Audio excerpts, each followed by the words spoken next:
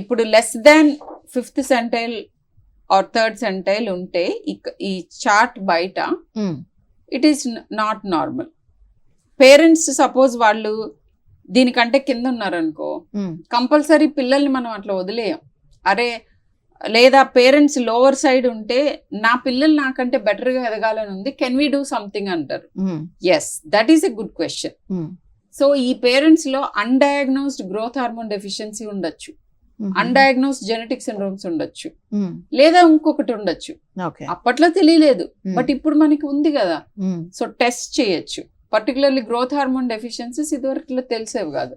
ఇప్పుడు almost low birth weight పుట్టిన పిల్లలకి, తర్వాత ప్రీటర్మ్ పుట్టిన పిల్లలకి, లేదా ఎవరైనా కానీ గ్రోత్ కర్వ్ సరిగ్గా లేని వాళ్ళందరికీ కూడా we are testing growth hormone.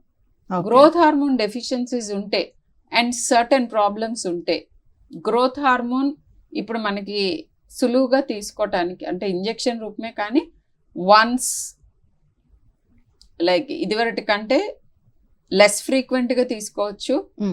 And మనకి కొనుక్కోగలిగిన తాహత ఉంటే కనుక డెఫినెట్గా గ్రోత్ హార్మోన్ డెఫిషియన్సీ ఉన్న వాళ్ళల్లో గ్రోత్ హార్మోన్స్ ఇస్తే దే గెట్ బెటర్.